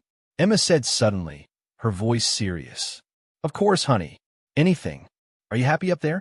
In Riverside, Marissa's face on the screen showed surprise. Happy? It's complicated, Em. The work is stressful, but it's important But are you happy? Emma interrupted. Or are you just pretending? There was a long pause. Neil could see Marissa's expression shifting. Guilt, defensiveness, uncertainty. I'm trying to build something for our family, Marissa finally said. Sometimes that means sacrificing happiness in the short term for security in the long term. That sounds like something an adult says when they don't want to admit they made a mistake, Emma said quietly. Emma, I'm going to bed. Good night, Mom. Emma ended the call before Marissa could respond. She handed the phone back to Neil, her face unreadable. That was brutal, Neil said, not unkindly. She's been lying to us for months, Emma said. She doesn't get easy conversations anymore. Neil hugged his daughter, this fierce, brilliant, wounded girl, and knew he was doing the right thing. Not just for himself, but for her. Friday arrived with the weight of an approaching storm. Neil went through his day normally. Work, lunch with Kelvin where he provided vague updates. Everything's happening soon. Picking Emma up from school. That evening, he and Emma ordered pizza and watched a movie, a normal Friday night. Meanwhile, 3 hours north in Riverside, Marissa was at the Grandview Hotel's grand reopening gala. Neil tracked it through social media. Instagram stories showing the renovated ballroom, elegantly dressed guests, champagne towers, Marissa in a stunning black dress, Ross Huff in a tuxedo playing the role of successful executive. The event looked flawless, the culmination of 18 months of work. It was also the high point before the fall. Neil received a text from Beverly at 10 p.m. Everything's in position. Tomorrow at 9 a.m., we execute. Sleep well. Tomorrow your new life starts. He didn't sleep well. He lay awake, staring at the ceiling, thinking about how different everything would be in 24 hours. Marissa would be served with divorce papers. Ross would be facing termination and possible criminal investigation. The operation they'd built would be exposed and dismantled, and Neil and Emma would be free.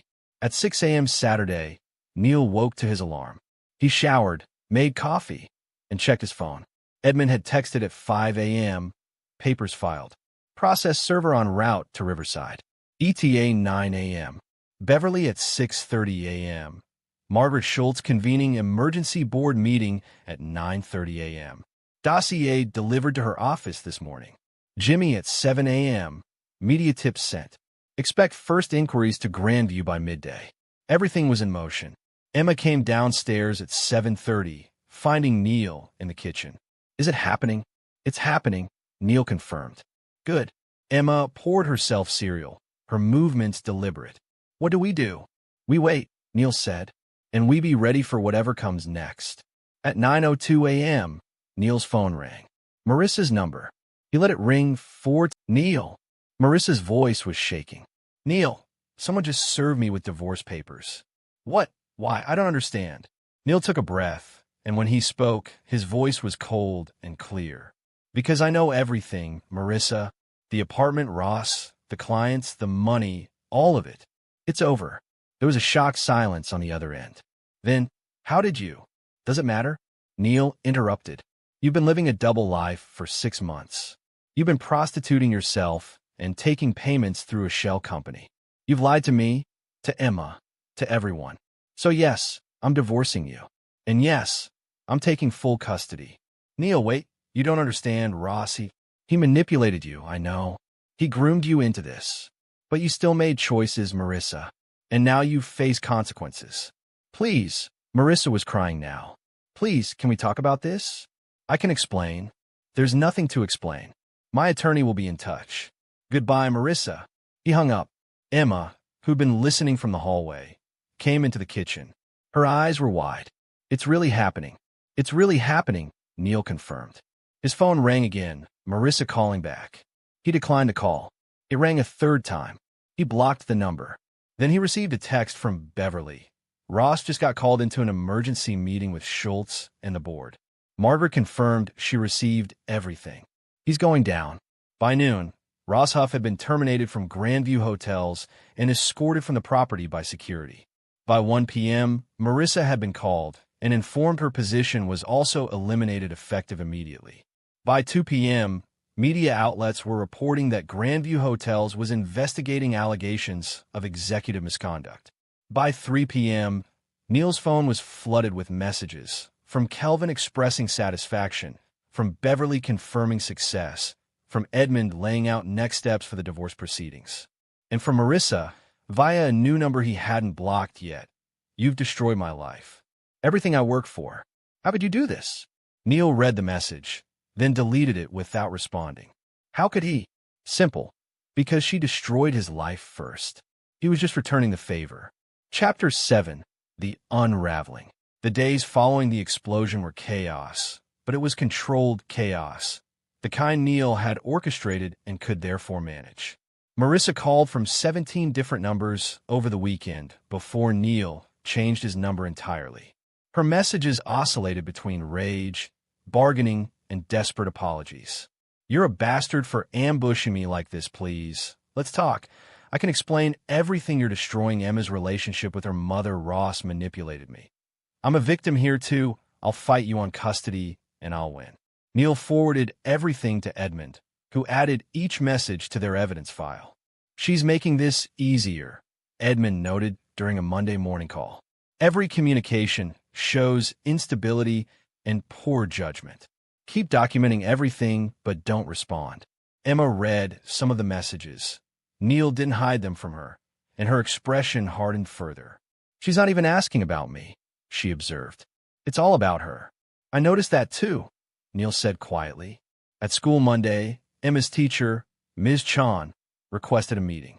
Neil arrived during his lunch break, finding her in the classroom organizing art supplies.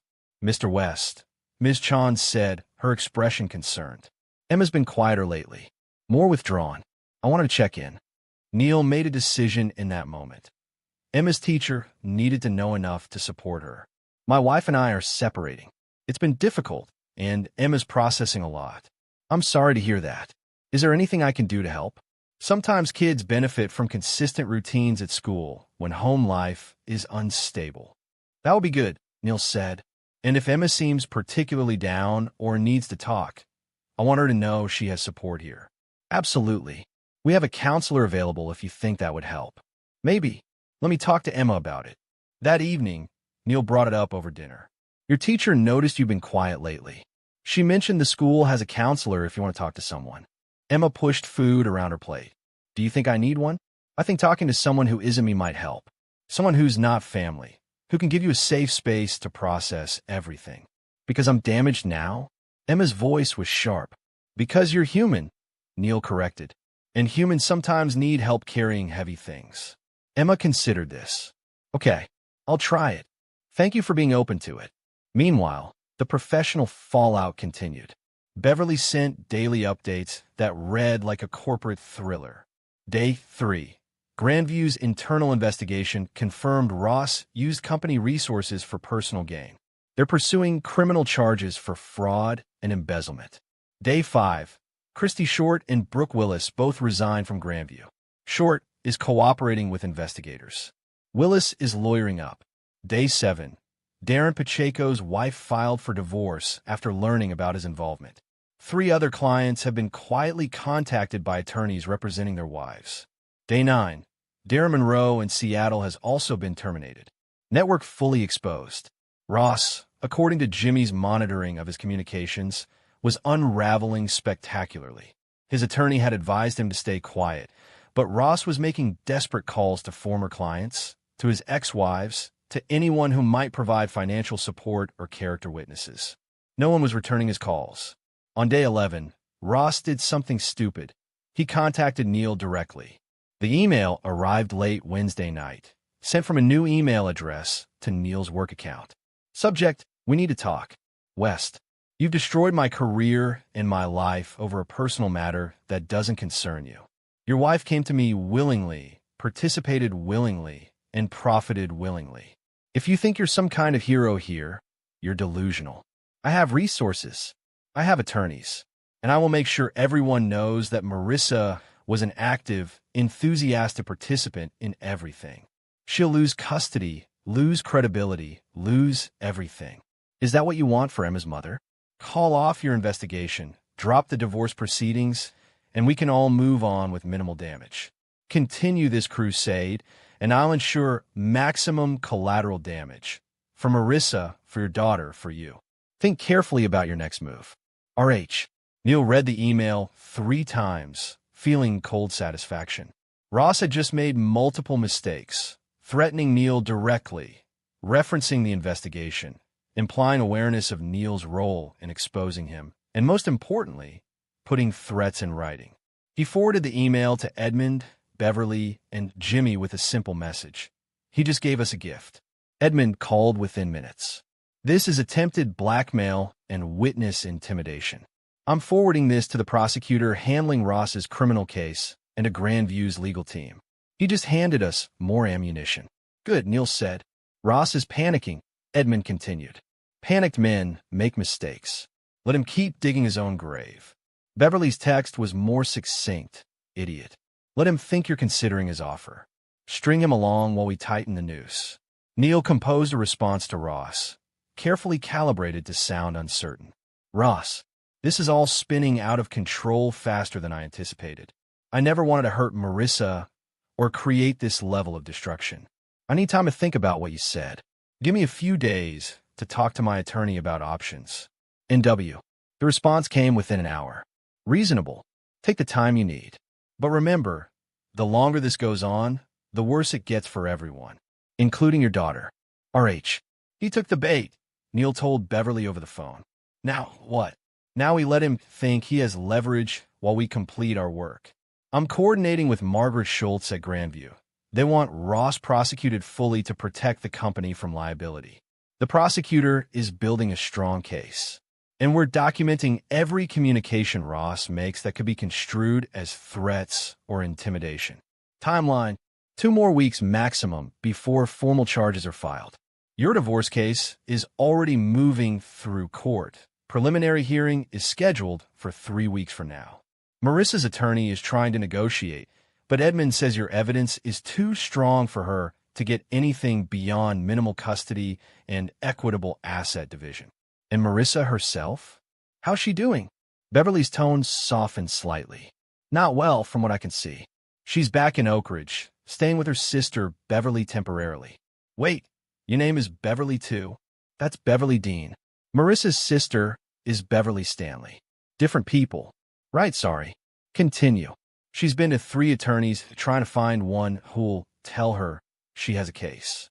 None will take her on beyond basic representation.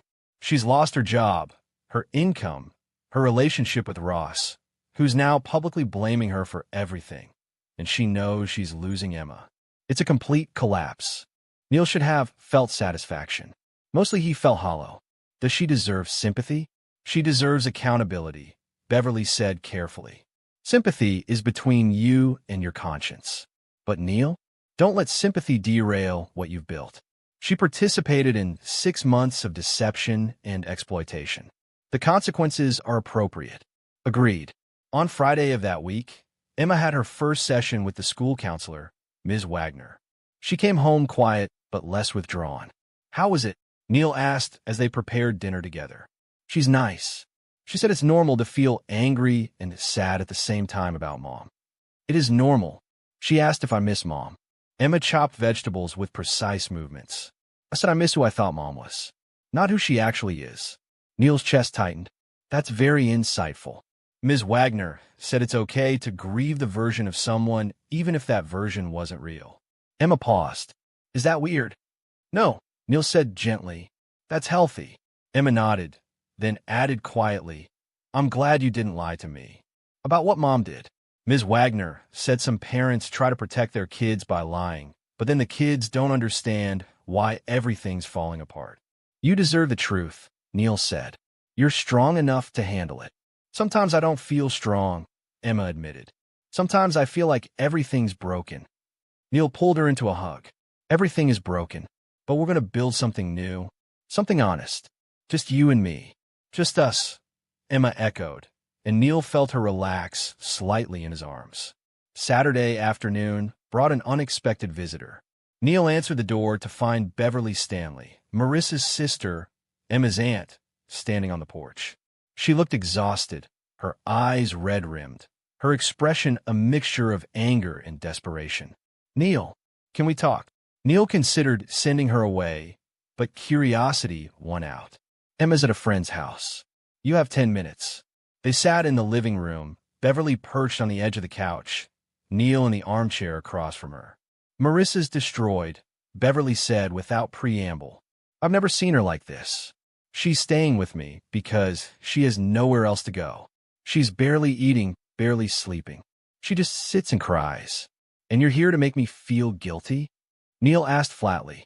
I'm here to ask what it would take for you to ease up, to give her a chance to rebuild some kind of life, to let her have joint custody of Emma instead of minimum visitation. No, Neil said simply. Neil, she destroyed our family for money and excitement. She lied to me for 6 months. She put Emma in a position to accidentally discover her mother's affair in the most traumatic way possible. She spent $40,000 of our joint money on herself while depositing a fraction of that into savings and calling it building our future. She entertained her boss's clients for cash. She's lucky I'm not pushing for criminal charges. Beverly's face crumpled. She made terrible choices. I know that. But Ross manipulated her. Ross created opportunities. Marissa took them, repeatedly, for 6 months. Neil leaned forward. Beverly, I understand she's your sister and you love her. But she doesn't get to escape consequences because she's sad. She needs to face what she did. What about Emma? Doesn't she need her mother? She needs a mother who's present, honest, and puts her first. Marissa hasn't been that person in a year. Until she proves she can be, Emma's better off with limited contact. Beverly stood abruptly. You're being cruel. I'm being protective, Neil corrected. There's a difference. After she left, Neil sat in the quiet living room, questioning himself for the first time. Was he being too harsh? Was he letting revenge override Emma's needs? Then he remembered Emma's face when she dragged him away from that apartment door. Remembered her crying in the car. Remembered her saying, Mom forgot I existed. No, he wasn't being too harsh. He was being exactly as protective as Emma needed. Chapter 8, The Trial. The preliminary custody hearing was scheduled for a gray Tuesday in late November. Edmund had advised Neil extensively on courtroom behavior. Stay calm, stick to facts, let the evidence speak, don't let Marissa's attorneys provoke emotional responses. They'll try to paint you as vindictive and controlling, Edmund warned. They'll argue that you're using Emma as a weapon. Don't take the bait. You're simply a father protecting his daughter from an unstable situation. The courtroom was smaller than Neil expected, wood-paneled and austere. He sat at one table with Edmund and Beverly, the PI, not the sister. Marissa sat at the other table with her attorney, a brittle-looking woman named Dana Lloyd who had a reputation for aggressive tactics in family law cases. Marissa looked terrible, gaunt, exhausted, wearing a conservative suit that probably came from her sister's closet.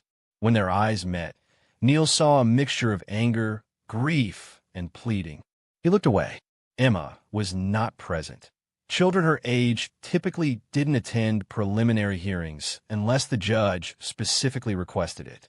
She was at school, probably in Ms. Wagner's office, waiting for Neil to text her when it was over. Judge Marguerite Moody entered, a black woman in her 60s with silver hair and an expression that suggested she'd seen every family law game in the book and wasn't interested in nonsense. Everyone stood, then sat at her gesture. This is a preliminary hearing to address temporary custody arrangements for Emma West, age 10, while divorce proceedings are ongoing between Neil and Marissa West. Judge Moody began, reviewing her notes.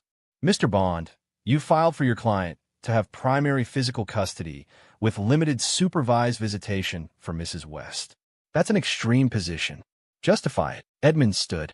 Your Honor, the evidence we've submitted demonstrates that Mrs. West engaged in a pattern of deception, financial misconduct, and behavior that directly harmed the child's emotional well-being over a period of 6 months.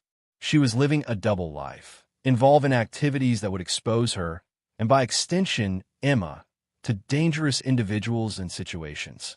She has shown no accountability for her choices, and her instability makes unsupervised custody a risk. Dana Lloyd stood, her voice sharp.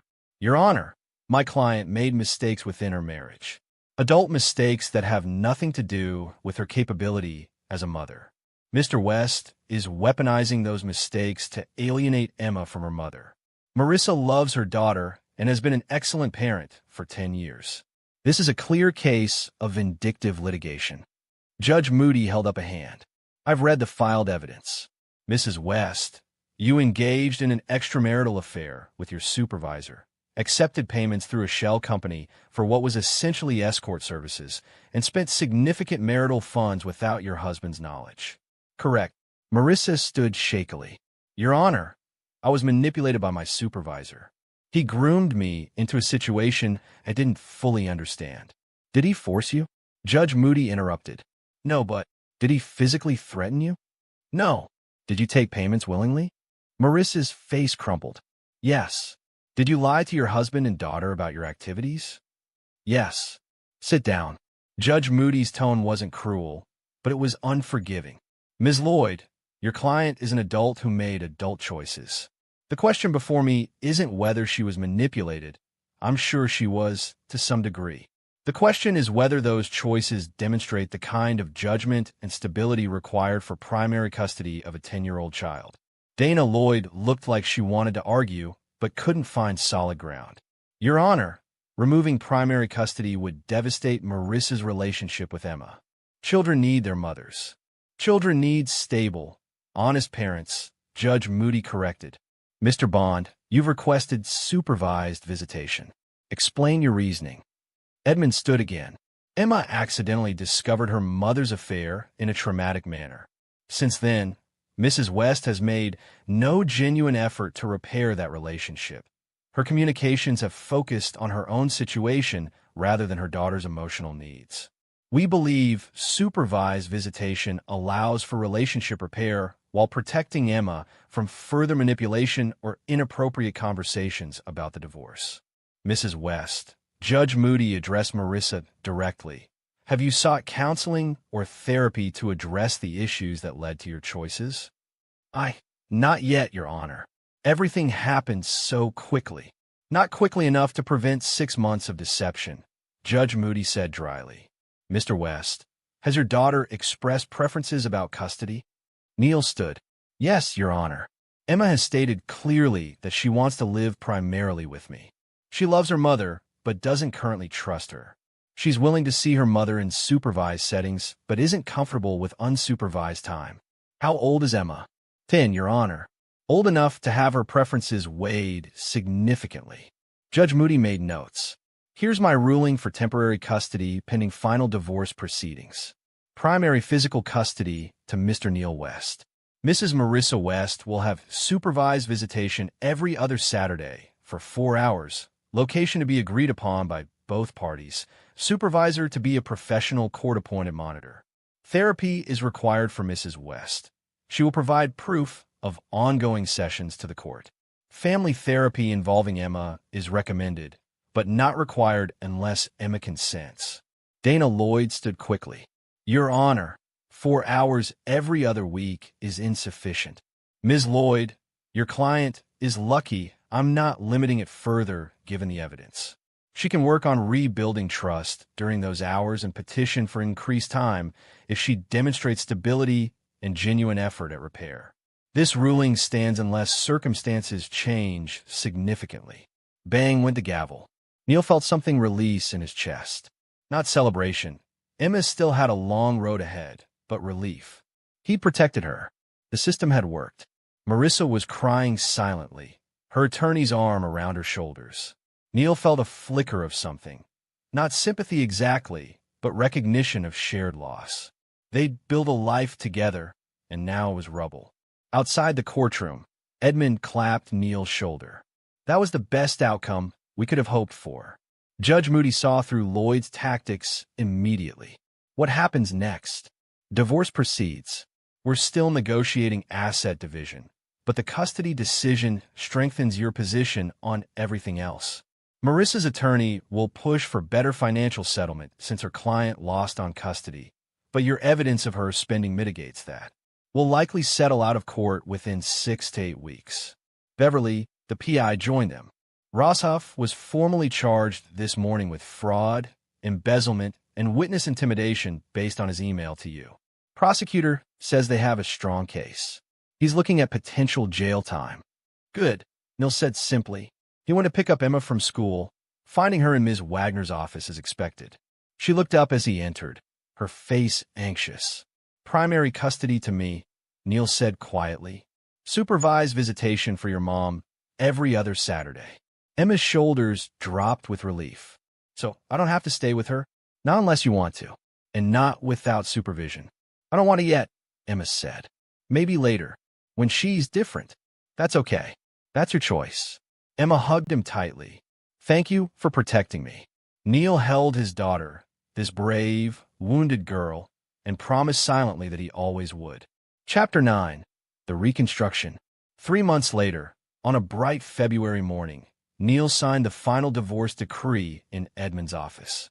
Marissa had signed her copy the day before, not contesting the terms after her attorney advised that fighting would only drain her finances further without changing the outcome. The settlement was straightforward. Neil retained primary physical custody of Emma. Marissa had supervised visitation every other Saturday, with potential for reevaluation after 6 months of therapy compliance. Assets divided 60/40 in Neil's favor due to Marissa's misappropriation of marital funds. No spousal support given Marissa's earning capacity and misconduct. Emma's college fund, which Neil had been contributing to consistently, remained untouched and under his control. It's done, Edmund said, sliding the signed documents into a folder. You're officially single. How's Marissa handling it? Neil asked, not sure why he cared. According to Dana Lloyd, she's living with her sister, working part-time in event planning, attending therapy twice a week. She's compliant with the visitation schedule and, apparently, trying to turn her life around. Whether that's genuine or strategic, time will tell. Neil thought about this. Marissa's last supervised visit with Emma, 2 weeks ago, had been awkward but less hostile. Marissa had asked Emma about school, soccer, her art projects.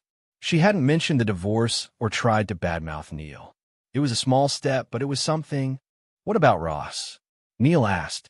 Trials in April. Prosecutors confident. Between the financial evidence, the video documentation Jimmy provided, and testimony from Christy Short, they have him dead to rights. He's likely looking at 3 to 5 years. Good. Neil left Edmund's office feeling oddly empty. He'd spent 4 months fighting, strategizing, protecting Emma, and destroying the people who'd hurt them. Now it was over, and he had to figure out what came next. Emma was at soccer practice. She'd joined a competitive spring league and was thriving. Neil drove to the field, arriving early enough to watch the last 15 minutes. Emma played with fierce concentration, her small frame darting between defenders, setting up plays for her teammates. When she scored a goal, her teammates mobbed her in celebration. After practice, they went to their favorite pizza place, the same one they'd gone to with Marissa months ago, though neither mentioned that.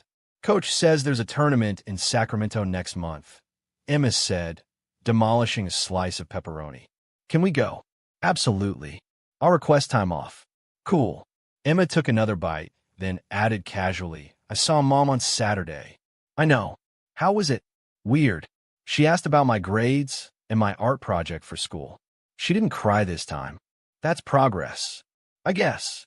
Emma was quiet for a moment. Ms. Wagner says it's okay to be mad at Mom, and also hope she gets better. That both feelings can exist. Ms. Wagner's smart. She says you are too, for how you handled everything. Neil felt unexpected emotion tighten his throat. I just did what I thought was right. You did, Emma said seriously. You protected us. You didn't let them get away with hurting us. That matters. It does, Neil agreed. That night, after Emma went to bed, Neil sat in his home office looking at the plans for a new project at work, a children's hospital that needed to be earthquake-resistant, but also welcoming and non-threatening for young patients. It was the kind of challenge he loved, complex engineering with human stakes. His phone buzzed with a text from Kelvin. Heard the divorce is final. Be here tomorrow to celebrate? Neil smiled slightly and texted back, sure. Marlowe's at 7. Perfect. Proud of you, brother. You played it smart and came out on top. Thanks. Couldn't have done it without your help. That's what brothers do. Neil set down the phone and looked around the office. Photos of Emma covered the walls, her at various soccer games, school events, birthdays. Marissa was in some of the older photos, smiling and present. He'd have to decide eventually whether to keep those or put them away. Maybe Emma should decide. They were her memories, too. A sound from the hallway made him look up. Emma stood in the doorway in her pajamas, looking small and young in the way she rarely did anymore. "Can't sleep?" Neil asked. "Bad dream." She came in and sat in the chair across from his desk. "About the apartment. About that day." Neil's chest tightened. "What happened in the dream? I didn't pull you away in time. You saw everything. And then you were so angry that you left too. And I was alone." I know it's not real," Emma interrupted. "I know you're not going anywhere. But sometimes my brain forgets." Neil came around the desk and crouched in front of her chair. "I'm not going anywhere. Ever. You're stuck with me until you go to college. And even then, I'm going to call every day and embarrass you." Emma smiled slightly. "Promise. Promise. We're a team, remember? Just us. Just us," Neil confirmed. Emma hugged him, and they stayed like that for a while. When she finally pulled back, her expression was more settled. "Dad, do you think Mom will ever be okay?" "I think she has a chance," Neil said carefully, "if she does the work. If she gets honest with herself about what she did and why. But that's her journey. We can hope for her without carrying the weight of fixing her. Ms. Wagner says that too, that we can care without carrying." Smart woman. Emma stood. "I'm going back to bed. Tournament's in 5 weeks. I need to get sleep for training." "Good night, sweetheart." "Good night, Dad. Love you." "Love you too." After she left, Neil sat at his desk and opened a new document on his computer. He titled it, Lessons Learned. He wrote, 1. Trust is built slowly and destroyed instantly. Guard it carefully. 2. Some people will show you who they are if you pay attention. Believe them. 3. When foundations crack, you have 2 choices. Shore them up or tear down and rebuild. Choose wisely. 4. Revenge isn't about destruction. It's about consequences meeting choices. 5. Protect those who can't protect themselves, even when it's hard. 6. Sometimes the strongest thing you can do is ask for help. 7. Justice and mercy aren't opposites. Both have their place. 8. Build your life on honesty, even when lies would be easier. 9. Your children are watching how you handle adversity. Teach them well. 10. In the end, integrity matters more than victory.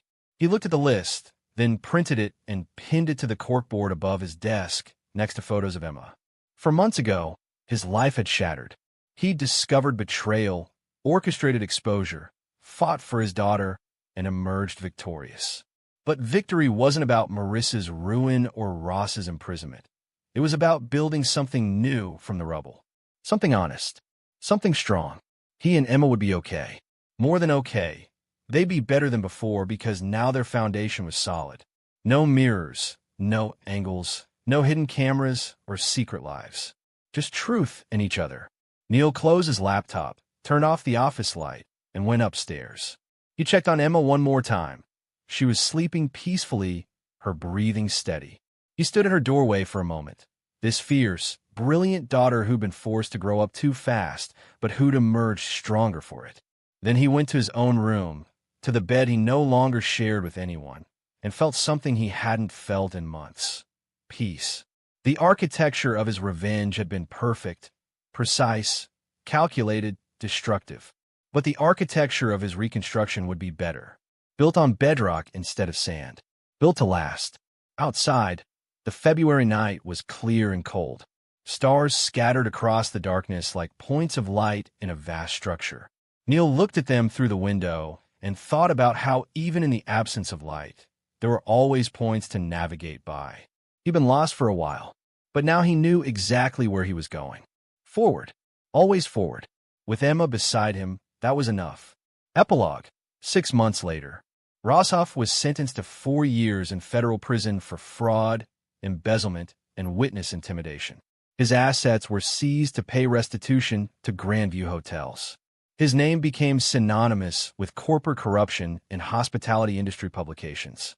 Marissa completed her therapy requirements and rebuilt a modest career in event coordination. Her visits with Emma gradually increased to unsupervised time as Emma chose, though their relationship remained cautious. She never remarried. Emma continued to thrive, leading her soccer team to a regional championship and developing a talent for engineering and design that made Neil ridiculously proud. She saw her mother regularly, but lived full-time with Neil, which they both preferred. Neil took a promotion at his firm and started designing schools and public spaces, architecture that served communities rather than corporations. He dated occasionally, but wasn't a rush. He had Emma, he had work he believed in, and he had peace. That was more than enough. The mirror from the Riverside apartment was removed when Grandview renovated the unit. It was destroyed along with all the other materials from Ross's operation. Sometimes, late at night when the house was quiet, Neil thought about that day Emma had pulled him away from the door. How one moment of innocent discovery had unraveled everything. How destruction had led to reconstruction. He thought about foundations and earthquakes, about structures that withstood pressure and those that crumbled, about the difference between appearing strong and being strong. And he knew, with absolute certainty, that he'd made the right choices. Not the easy ones, not the ones that preserved comfort or avoided pain, but the right ones. And in the end, that was all that mattered. And there you have it. Another story comes to an end. What did you think? I'd love to hear your thoughts in the comments below. If you enjoy this story, consider joining our community by subscribing. It means the world to us. For more stories like this one, check out the recommended videos on screen. And I'll see you there.